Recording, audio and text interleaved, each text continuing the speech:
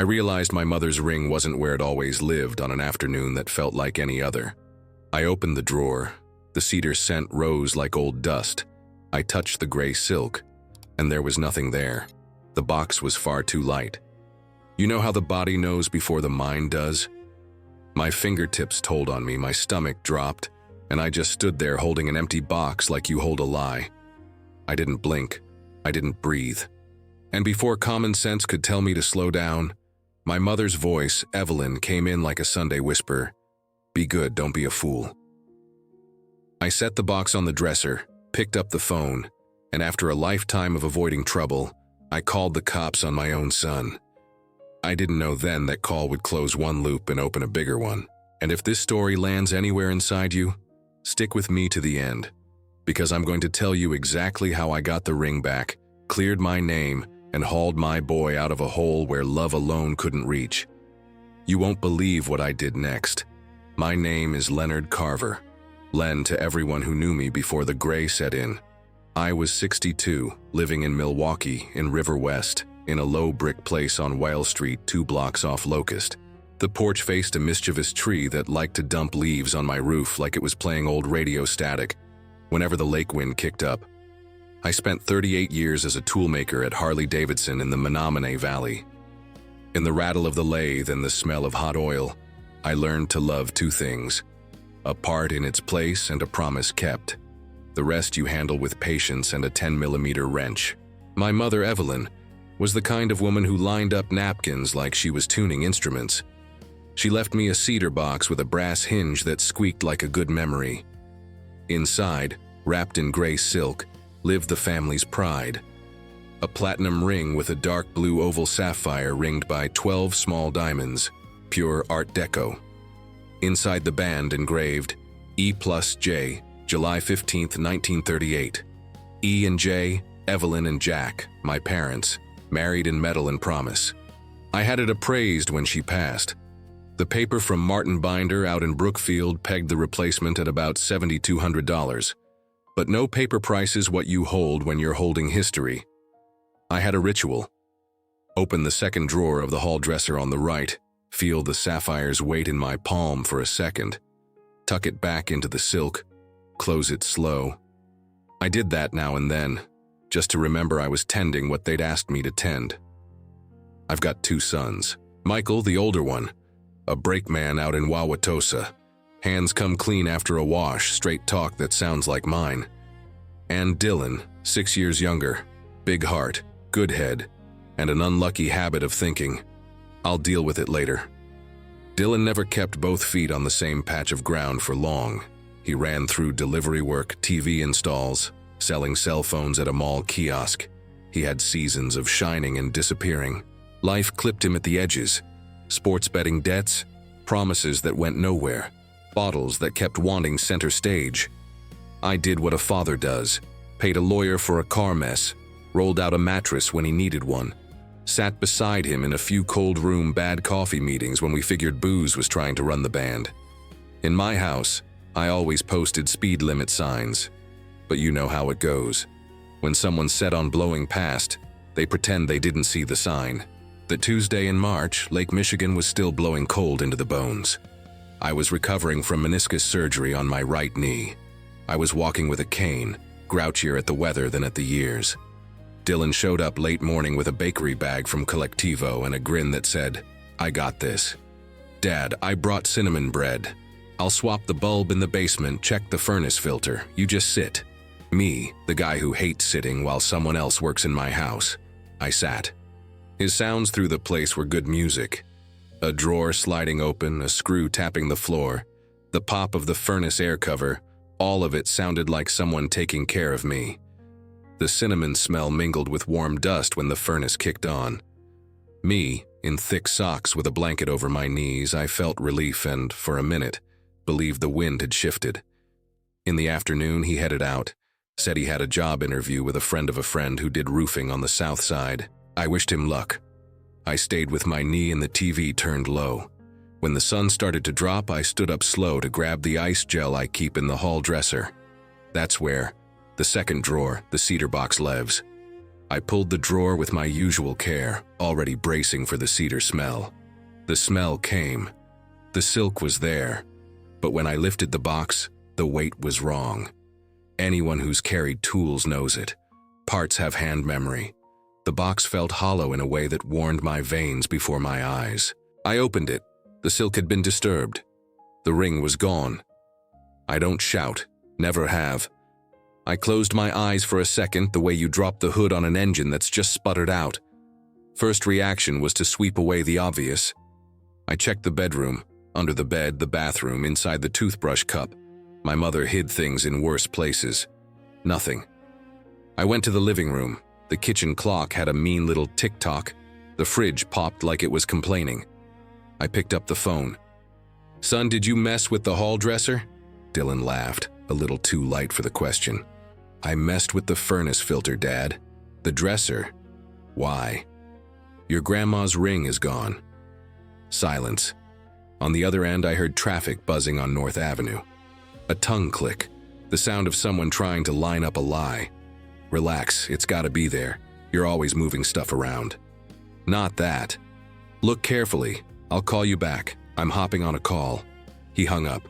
I sat with the house noise, the wind scratching the window, the feeling that someone pulled a tooth without anesthesia. I went to the file cabinet, grabbed the brown envelope with the fat letters, "Do not throw away." Inside, the Martin Binder appraisal, photo, description, certificate number, about $7,200, Art Deco, oval sapphire, 12 small diamonds, engraving E+J, July 15th, 1938. That wasn't an ornament. It was a story with a memory. I breathed. And I drew a line. People mix up kindness with clueless. I decided to be kind to the future, not foolish in the present. I called the non-emergency number for the Milwaukee Police Department. Explained like you install a part. No drama. Part in place. Promise kept. "I'm Leonard Carver, River West. The family ring was taken today. I know who was in the house. I have photos. I can send them." The call taker asked questions, took my email, said a squad from District 5 would come by. I hung up and leaned my forehead on the cold kitchen window, watching the tree throw shade across my roof. I felt like I was betraying my son and defending my mother in the same sentence. I don't know how to put it better. Just after dark, there was a knock.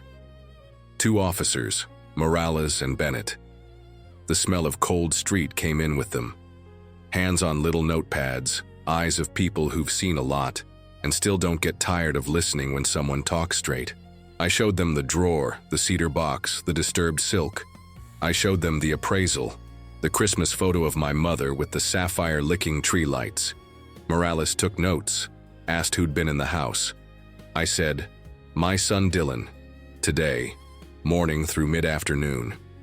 Do you consent to us taking a report and sending it to investigations?" he asked, with the kind of care you use when you step into someone else's home and don't want to track mud. "I do." "Do you have a camera?" I pointed at the ring on the front door, street view only.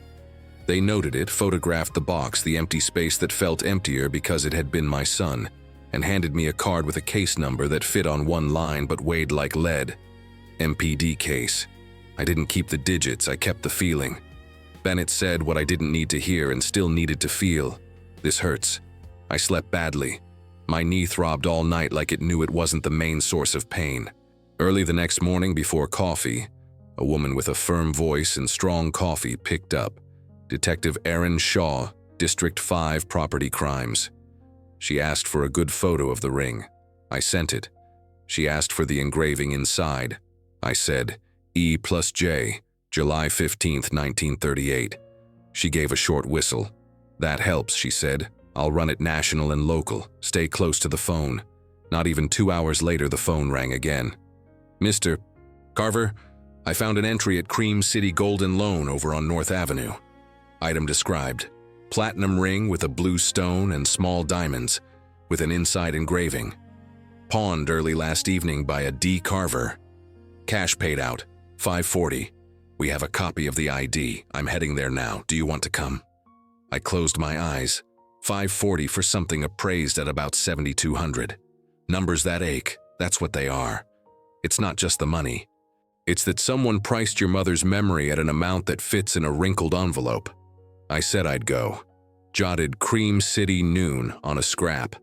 Pulled on my heavy coat, grabbed my cane, checked the brown envelope with the photos. I drove my burgundy Buick Lucerne like I was carrying a family urn. The heater pushed warm air, the radio stayed silent, and I repeated the engraving inside the band like a prayer. E+J, July 15th, 1938. Cream City Golden Loan had a tired yellow facade and a heavy door. Inside, thick glass, a counter with worn watches, video games from another life, musical instruments waiting for a second chance. Detective Shaw was already there, badge out, posture like a seawall. The manager, brewer's cap, a face that had already been young and already been old, was rummaging in a drawer. "Mr. Carver?" the detective called. "Let's confirm." She set a plastic bag on the counter with a ring inside and a ticket stuck to it. A71382. I looked and the world lined up. Even through plastic, the sapphire handed back a piece of sky. The manager took a loop, flipped it, and read in a near whisper like he was reading a secret. Engraving E+J, July 15th, 1938. I breathed. The detective filled out a property hold form. Explained with teacher calm. When we identify stolen property at a pawn, we place a hold. The shop doesn't sell it. They release it to the owner with our paperwork. If we need it as evidence, we'll call. You sign, we photograph, done. I signed. I love signing when justice shows up on paper. Kowalski, the manager, slid a paper under the glass. Copy of the ticket. Name, Dylan Carver. ID, Wisconsin driver's license. A crooked signature I could spot from across a room. My stomach turned inside out. I still said thank you. I took the bag with the ring and squeezed it in my palm until the edge left a mark. I needed to feel it was real. In the pick and save lot, I parked the Buick in a corner, killed the engine, and listened to the silence. I eased the ring out of the bag with the care you use taking a picture off an altar, slipped it on my middle finger just to feel the weight, and said under my breath so nobody could hear, "Mom, I brought you home." I put it back into the silk, into the cedar box, back among the things I respect. Later, at home, I stuck a note under the lid. Recovered in March. Doesn't leave here without a second set of eyes. I tucked the box into a small safe I'd bought years ago at Menards for a little over $120 and moved the safe. That habit, I dropped the same afternoon. When Dylan called at the start of the evening, his voice already sounded wet. "Dad, can we talk?" "We can," I said. "Here, later." He showed up unshaven, wearing the face of someone who knows he burned the bridge and is still trying to walk on air. I sat at the table and set 3 things in front of him: the ticket copy with his name, the police property receipt, and the cedar box, closed.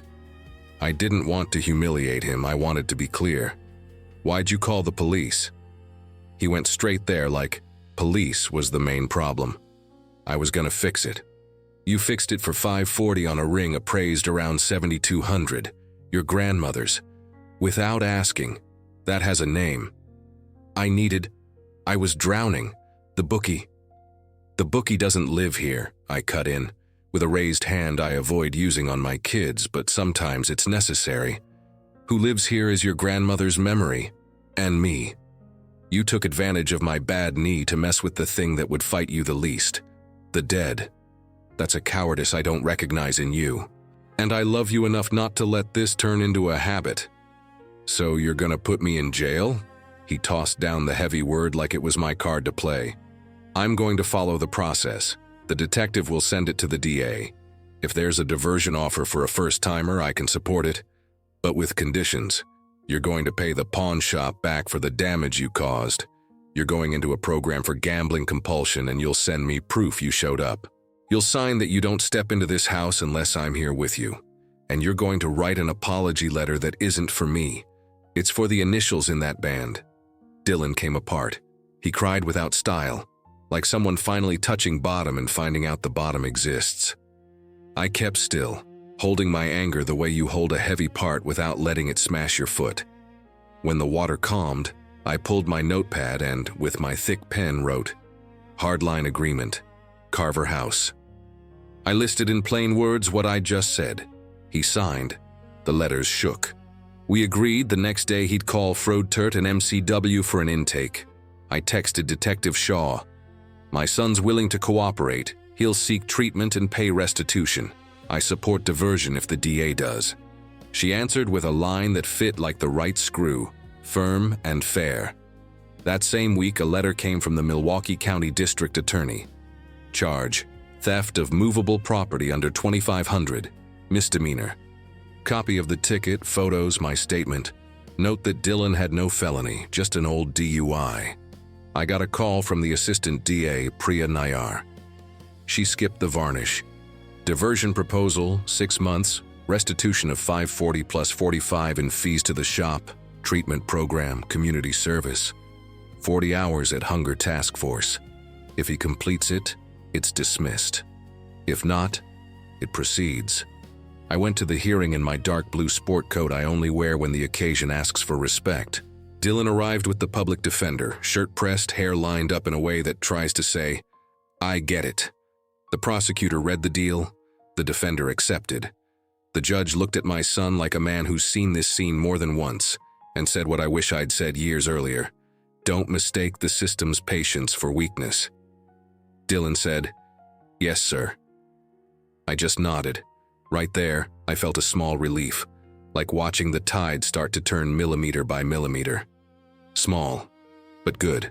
The public part of my revenge, call it what you want, wasn't a shout, wasn't a bar fight, wasn't a finger in anyone's face. I wasn't built for that role. I was built to set a part in place and tighten till it holds. My counterpunch was light. I brought the story into the light. And light sometimes stings more than any hard word in a kitchen. At the next hearing, when it was time to formalize the deal, they offered me a chance to speak. Victim statement, the technical name. I stood. The courthouse carpet smelled like mildew and cheap cleaner. That blend only public buildings have. I stood with the mic low and spoke in shop floor voice, clear, no flourish. I said my mother taught me to care for history. I said about 7,200 on a piece of paper doesn't buy the weight of a ring that crossed 3 generations.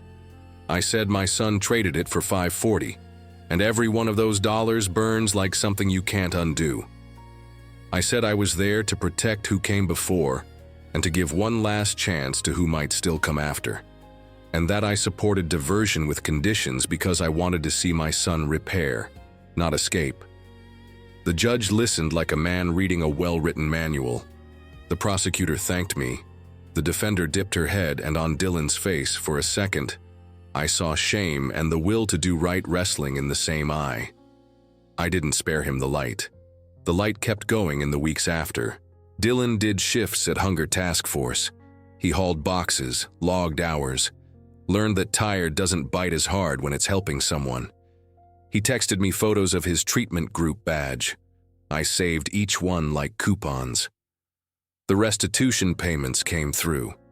$270 one month, $315 the next. Yeah, he sent a little extra the second time, and the shop replied by email with a "thanks for the ethics" that made me want to print it and slap it on the fridge. I printed it, and I did something else. I wrote a short piece and sent it to the Milwaukee Journal Sentinel opinion page. Title: Inheritance is memory, not collateral. I told my story without names beyond mine.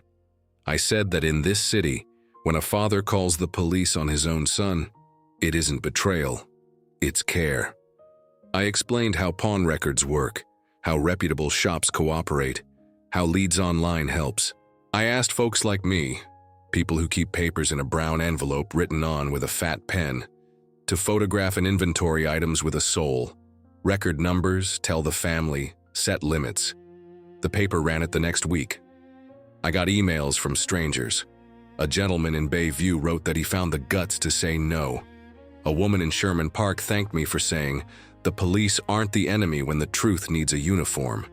A man in West Allis who owns a pawn shop invited me to see how they log everything. I went and saw spreadsheets with dates and IDs, saw respect. I spoke with Cream City's manager, Kowalski, and we agreed to post a simple sign near the counter. Family objects aren't currency. If that's why you're here, call someone first. It had the District 5 number and the gambling helpline. Small light.